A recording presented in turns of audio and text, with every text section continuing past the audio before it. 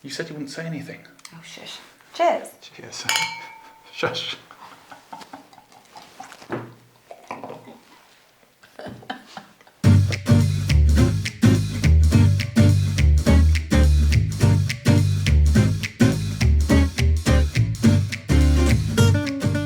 Hello and welcome back to another episode of Boozy and the Beast, How to Drink Better. Now Libby, I have a naughty little secret. So many. I quite like rosé, but I do have a certain image to maintain. I'm not sure swilling a glass of pink liquid is particularly my thing. What next? Will I be wearing boat shoes? Oh, shock horror. But I would like to know a little bit more about it. What is rosé and how is it made? Okay, in very simplest terms, rosé is a red grape made like a white wine. Okay, well thank you. Tune in again for another episode of Boozy and the Beast. Or maybe we should go into slightly more detail.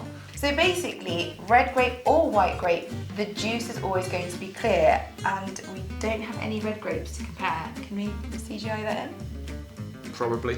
Alright, so basically, if you were to crush a grape, crush a grape now. If you were to crush a grape, you can see, if you were to crush a grape, you'll see that the juice is clear, red or white.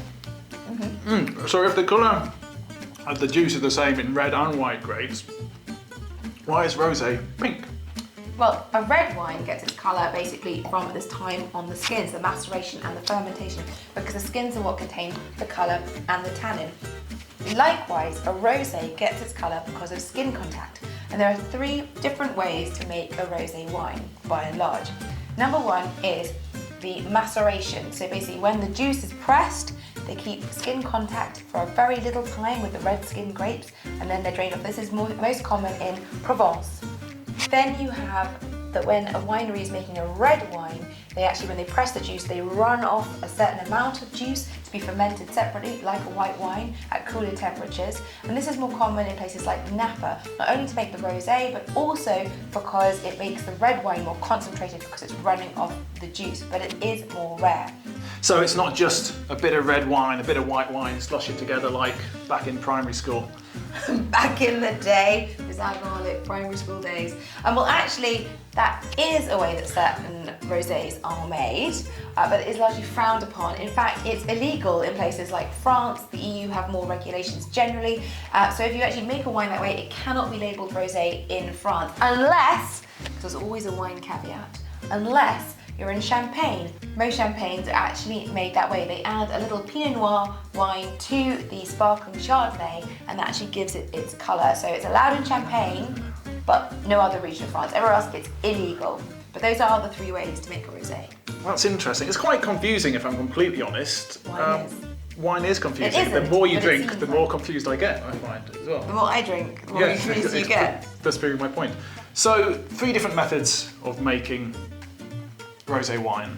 How does this affect the taste? Well, there'll generally be a lot of fruit, fresh flavours because it's fermented at a lower temperature, like white wine, so it's going to be more fruit forward, but it's also going to have that higher acidity, and with the skins comes just a lick of tannin in some wines. Now this will be generally up to the winemaker. It depends what they really want to do with their rosé.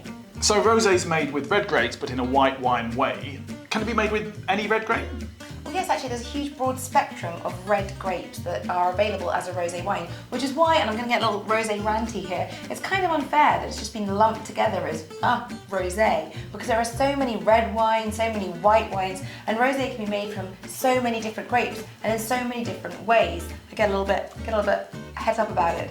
Typically seen as a poolside fun time wine, which it absolutely can be, because of that broad spectrum of grapes and wine styles. Rosé is actually a wonderful wine to pair with food.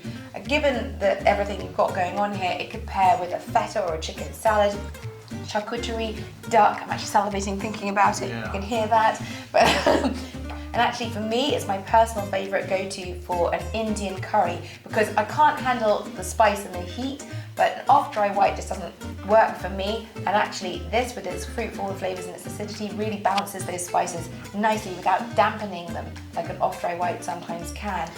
This wine's tasting better and better the more you talk. Please don't stop, Libby. I may find it hard to. I get really I'm almost like, what's that thing?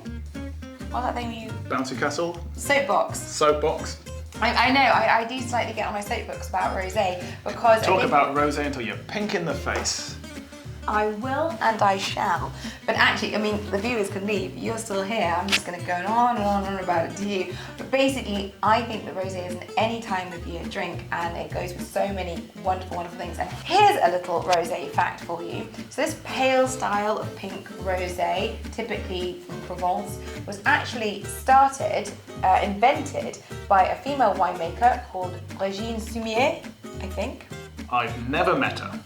Well, basically, Régine Sumier was and is a pioneering winemaker, and she invented this pale style of rosé that we all know, and everywhere in Provence has been copied everywhere now. And it was called Pétale de Rose, which she invented in 1985. I think she used a champagne press, but don't quote me on that. Anyway, this is actually it. It's available from Corny and Barrow, other places as well maybe, but this is where I got mine from.